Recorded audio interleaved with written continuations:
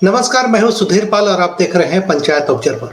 Cricket की भाषा में बात करें तो झारखंड में विधानसभा चुनाव का मैच ग्रीन टॉप पिच यानी एक ऐसी पिच जिसकी सतह पर हरी घास छोड़ी जाती है पर खेली जा रही है। हरी घास की वजह से पिच पूरी तरह ग्रीन कवर में ढकी नजर आ रही है। इस पिच का खास महत्व है। इस तरह की पिच आमतौर पर तेज तरार और बाउंसी होती है, जिस पर पेस बॉलर्स जबरदस्त ढंग से कहर ढाते हैं। पर अगर आसमान में कुछ बादल छाए रहे तो ये पिच और भी ज्यादा खतरनाक हो जाती है और बल्लेबाजों के लिए खेलना मुश्किल हो जाता है। बिल्कुल कुछ ऐसा ही नजारा झारखंड में विधानसभा चुनाव के दौरान होने वाले प्रचार अभियानों में देखने को मिल रहा है।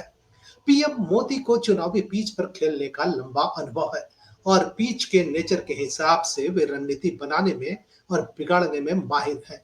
बीजेपी की इंटरनल रिपोर्ट और कार्यकर्ताओं के बॉडी लैंग्वेज तथा भीतरघात के मद्देनजर पहले चरण के मतदान से पूर्व ही चुनाव प्रचार अभियान में व्यापक फेरबदल कर लिया गया है। पीएम मोदी और अमित शाह को समझ आ रहा है कि आदिवासियों के लिए आरक्षित सीटों पर फतह किए बगैर झारखंड में परचम लहराना आसान नहीं होगा, और वो भी ऐसे समय जब पिच पर हेमंत और कल्पना सोरेन पूरी तरह आक्रामक ढंग से बैटिंग कर रहे हैं और चुनावी माहौल और चुनावी वातावरण पूरी तरह जेएमएम और इंडिया अलायंस के, खासकर मैया योजना और अब आवास योजना के चलते एक बेहतर माहौल बनाए हुए है। विधानसभा चुनाव में सीएम का चेहरा घोषित नहीं करने की बीजेपी की रीति नीति से इतर झारखंड के विधानसभा चुनाव में दूसरे चरण के मतदान से पहले आदिवासी चेहरा खुद पीएम सामने ला दे तो आपको आश्चर्य नहीं होना चाहिए। बीजेपी के भीतर यह मंथन जोरों से चल रहा है कि आदिवासियों की आरक्षित सीटों पर मतदाताओं की नाराजगी जबरदस्त है और मतदाताओं की नाराजगी को दूर करने के लिए पीएम मोदी और गृह मंत्री शाह आदिवासी समुदाय के स्वतंत्रता सेनानियों और उनकी विरासत को सियासत की तराजू पर तौल रहे हैं। इसके साथ साथ आदिवासियों के संवैधानिक अधिकारों को सशक्त करने का हवाला भी दे रहे हैं। उन्हें पता है कि आदिवासियों का बीजेपी पर भरोसा कम है और इसलिए वे आदिवासी सीएम को लेकर सक्रिय हो रहे हैं। की चुनावी सभा में पीएम मोदी ने इशारों इशारों में झारखंड में सीएम आदिवासी को बनाने का संकेत दिया है। टाटा कॉलेज ग्राउंड में हुई विजय संकल्प सभा में उन्होंने कहा कि उड़ीसा और छत्तीसगढ़ में बीजेपी की सरकार बनी तो दोनों राज्यों की कमान आदिवासी नेताओं को सौंपी गई। उन्होंने आगे कहा कि बीजेपी एकमात्र पार्टी है जो आदिवासियों को प्रतिनिधित्व देने पर विचार करती है, और फिर एक लंबी फहरिस्त उन्होंने गिनाई कि कौन कौन से नेता बीजेपी के आदिवासी चेहरा हैं जिन्हें विभिन्न मंत्रालयों में अवसर दिया गया है। उड़ीसा में मोहन चरण मांझी और छत्तीसगढ़ में विष्णुदेव साय को बीजेपी ने मुख्यमंत्री बनाया है। इसके आगे पीएम मोदी ने तो कुछ नहीं कहा, पर पीएम के बयान का सियासी हलकों में जबरदस्त रिस्पांस मिल रहा है। ने हमारे पड़ोस में एक आदिवासी नौजवान को उड़ीसा का मुख्यमंत्री बनाया है। इतना ही नहीं, हमारे साथ जुड़ा छत्तीसगढ़। छत्तीसगढ़ में भी मुख्यमंत्री हमारे आदिवासी साथी है।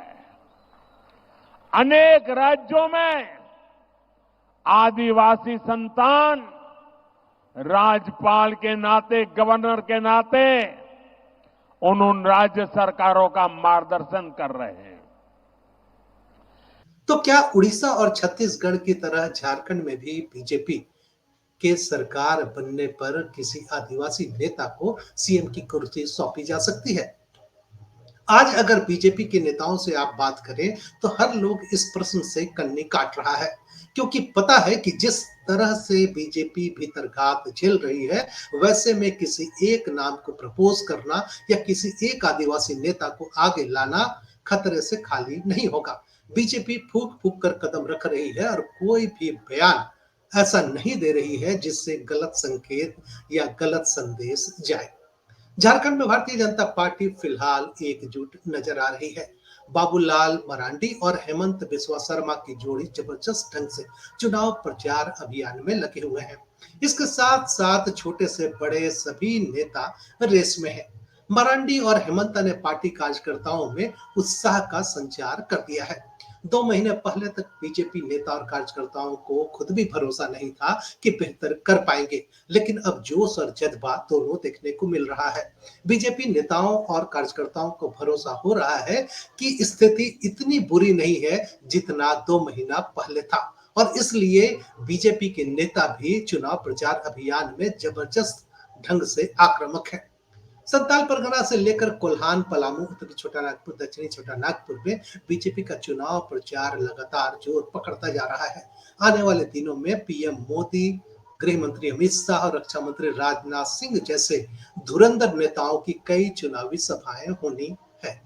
भाजपा नेताओं की इस एकजुटता से पार्टी के कैडर में जोश है और ग्राउंड लेवल पर भी चुनाव प्रचार में नया जज्बा देखने को मिल रहा है। पीएम मोदी ने जिस तरह आदिवासी नेता को झारखंड में मुख्यमंत्री की कुर्सी सौंपने का इशारा किया है, ऐसे में बीजेपी के आदिवासी नेताओं की बाछें खिल गई है। फिलहाल केंद्र सरकार के अनेक शीर्ष पदों पर आज मेरे आदिवासी भाई बहन उसका नेतृत्व कर रहे हैं। आज देश भर के आदिवासी कल्याण की जिम्मेदारी उड़ीसा के हमारे जुएल ओरांव जी और मध्य प्रदेश के हमारे दुर्गादास उइके जी के पास है। देश भर को पोर्ट शिपिंग के विकास की जिम्मेदारी, हिंदुस्तान को पूरी दुनिया से जोड़ने की जिम्मेदारी हमारे सर्बानंद सोनोवाल जी, जो आदिवासी समाज का गौरव है, वो संभाल रहे हैं। देश में महिला और बाल कल्याण की जिम्मेदारी हमारी आदिवासी बहन सावित्री ठाकुर जी के पास है। बीजेपी में ऐसे कई आदिवासी नेता हैं जिनकी नजर मुख्यमंत्री की कुर्सी पर है। इनमें बाबूलाल मरांडी से लेकर अर्जुन मुंडा, चंपई सोरेन और सीता सोरेन जैसे आदिवासी नेताओं का नाम लिया जा रहा है। गीता कोड़ा भी मजबूत दावेदार मानी जा रही हैं, पर सत्ता की बागडोर किसके हाथ में आएगी यह तो वक्त ही बताएगा। बाबूलाल मरांडी झारखंड के मुख्यमंत्री की कुर्सी के दावेदारों में सबसे आगे हैं। बाबूलाल को भाजपा का सबसे बड़ा आदिवासी नेता और कुशल संगठनकर्ता माना जाता है। बाबूलाल साल 2000 में झारखंड राज्य बनने के बाद बनी भाजपा की सरकार में पहले मुख्यमंत्री बने थे, पर आंतरिक कलह की वजह से 2003 में उन्हें मुख्यमंत्री की कुर्सी छोड़नी पड़ी थी। साल 2006 में वो बीजेपी से अलग हो गए और झारखंड विकास मोर्चा का गठन कर लिया था। झारखंड विकास मोर्चा ने उसके बाद विधानसभा और लोकसभा चुनाव में काफी बेहतर प्रदर्शन किया और इनकी वजह से बीजेपी का प्रदर्शन लचर साबित हुआ। लगभग 14 साल बाद बाबूलाल मरांडी का वनवास खत्म हुआ और 2020 में बीजेपी में उनकी वापसी हुई, और वापसी भी गाजे बाजे के साथ हुई। और वापसी के दिन एक बड़ी जनसभा हुई जिसमें अमित शाह ने कसीदे गढ़े बाबूलाल मरांडी के बारे में। फिलहाल बाबूलाल मरांडी प्रदेश के बीजेपी के अध्यक्ष हैं और टिकट बंटवारे से लेकर चुनाव प्रचार का सारा काम उनके देख-रेख में ही चल रहा है। एक तरह से बीजेपी का चुनावी रथ के अगर सारथी बोले तो बाबूलाल मरांडी ही हैं। बाबूलाल मरांडी इस बार भी धनवार जैसे जनरल सीट से बीजेपी की टिकट पर चुनाव लड़ रहे हैं। अगर दूसरे नेताओं की बात करें जिनकी दावेदारी सीएम कुर्सी पर है, तो उसमें दूसरे नंबर पर सबसे महत्वपूर्ण जो चेहरा सामने आता है वो अर्जुन मुंडा का है। 2003 में कुर्सी से हटे तो 2003 में बाबूलाल मरांडी कुर्सी से हटे तो उनकी कैबिनेट में मंत्री रहे अर्जुन मुंडा सिर्फ 35 साल की उम्र में झारखंड के दूसरे मुख्यमंत्री बने। 2005 में चुनाव जीतने के बाद दोबारा बीजेपी की सरकार बनी तो उन्हें फिर से मुख्यमंत्री पद की शपथ दिलाई गई। 2010 में भी उन्होंने भाजपा की सरकार की कुर्सी संभाली थी, पर 2014 के चुनाव में वे खुद खरसावां से चुनाव हार गए। और उसके बाद 2009 में वो खूंटी से लोकसभा चुनाव जीते और केंद्रीय मंत्री बने। पर 2024 के लोकसभा में एक बार फिर अर्जुन मुंडा को हार का मुंह देखना पड़ा। पार्टी ने इस बार उनकी पत्नी मीरा मुंडा को सरदारों के गढ़ यानी भूमिज के गढ़ पोटका से विधानसभा का टिकट दिया है। बाबूलाल मरांडी के बाद अर्जुन मुंडा को बीजेपी का दूसरा सबसे बड़ा आदिवासी नेता माना जाता है।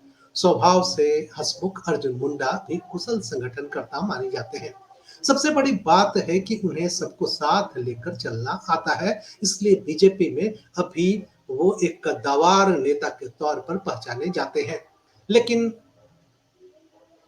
लेकिन हाल में उन्होंने एक इंटरव्यू दिया और इंटरव्यू में उन्होंने साफ किया कि वो मुख्यमंत्री की रेस से बाहर हैं और उनका कोई इरादा मुख्यमंत्री बनने का या इस पद की दौड़ में रहने का नहीं है।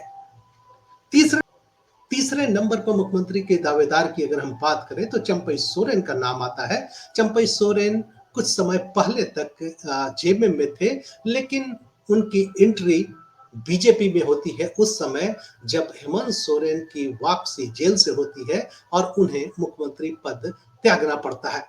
बीजेपी ने चंपई सोरेन को लपका ताकि कोल्हान के इलाके को भेदा जा सके और कोल्हान में 2019 में जो पूर्णतः सुखाड़ थी, उस सुखाड़ में कहीं कुछ सेंधमारी की जा सके, इस ख्याल से चंपई सोरेन को बीजेपी ने अपने पाले में किया। चंपई सोरेन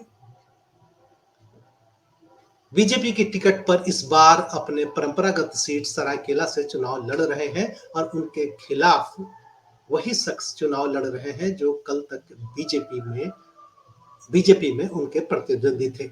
बीजेपी ने उपहार स्वरूप उनके बेटे बाबूलाल सोरेन को घाटशिला से उम्मीदवार बनाया है।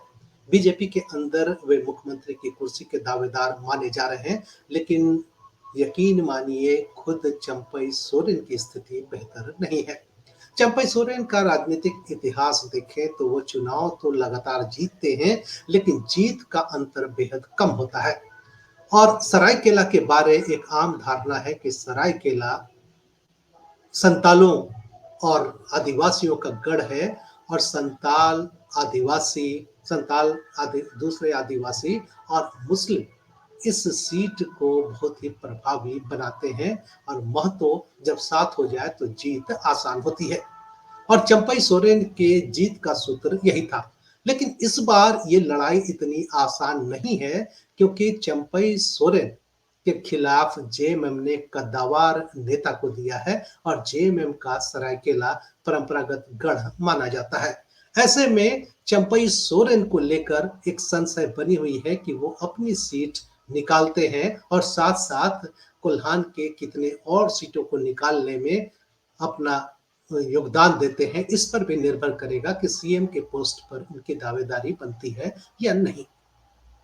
रणनीतिक दृष्टि से देखें तो सीता सोरेन बीजेपी को सूट करता है।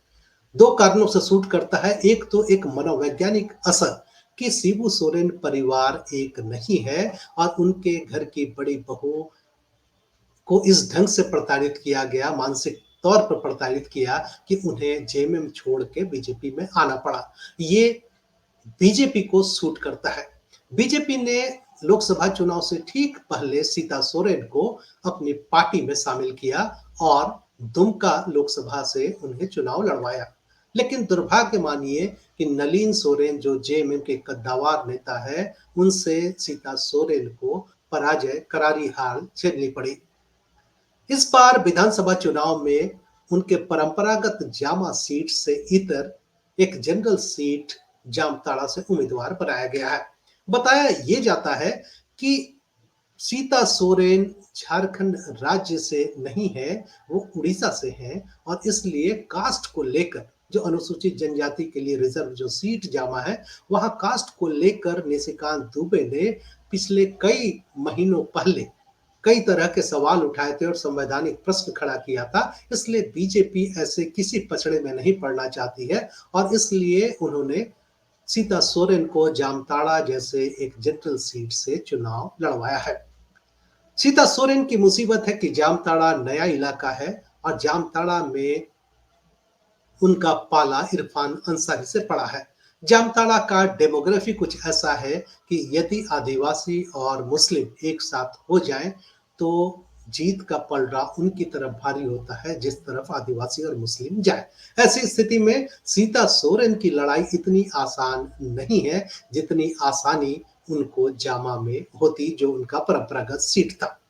दूसरी दिक्कत सीता सोरेन का खुद का संगठनात्मक क्षमता उतना नहीं है कि एक बड़े नेता के तौर पर सीता सोरेन को बीजेपी एक्सेप्ट करे, और खुद सीता सोरेन उस स्थिति में नहीं है वो अपनी सीट बचा ले और बीजेपी में एक पुख्ता जगह बना ले।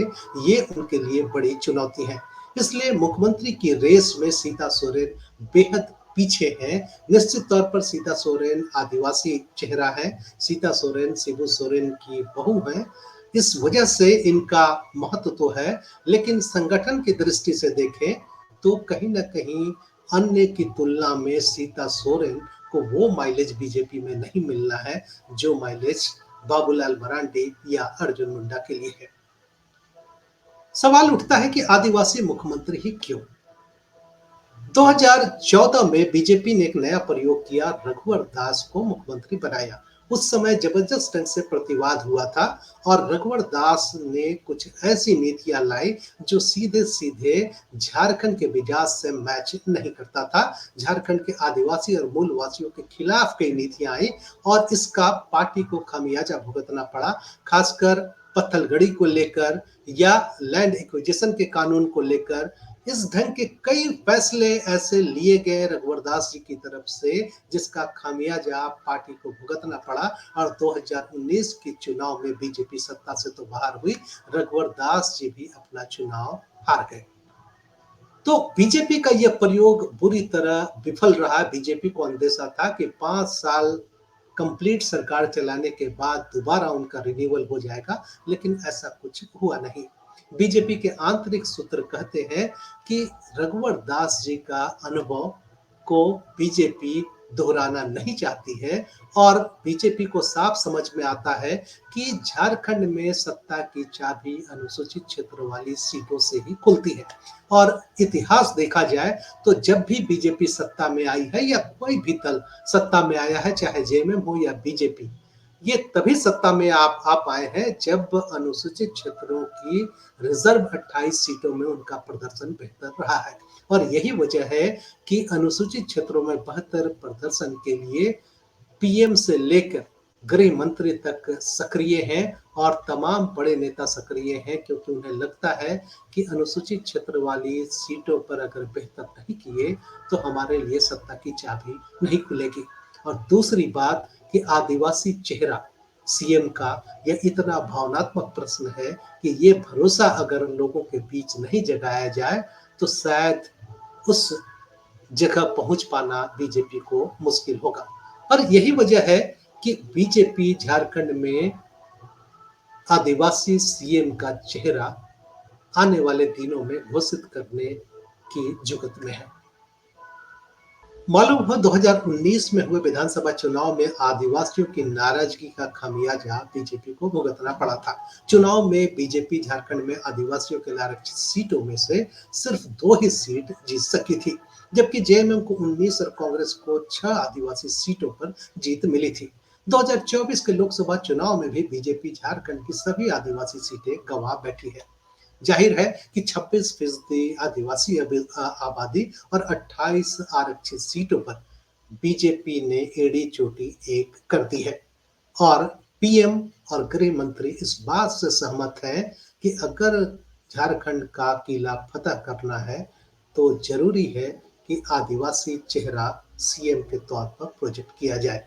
इसलिए आपको आश्चर्य नहीं होना चाहिए कि दूसरे चरण का प्रचार अभियान शुरू होते होते बीजेपी अपनी परंपरा और लीक से हटकर सीएम का चेहरा घोषित कर दे तो आपको बहुत आश्चर्य नहीं होना चाहिए। आज के विशेष में इतना ही। हमें दीजिए इजाजत और देखते रहिए पंचायत ऑब्जर्वर। यदि आपको हमारा कार्यक्रम पसंद आता है तो लाइक करें, शेयर करें। यदि आपने हमारा चैनल सब्सक्राइब नहीं किया है तो सब्सक्राइब करें। धन्यवाद।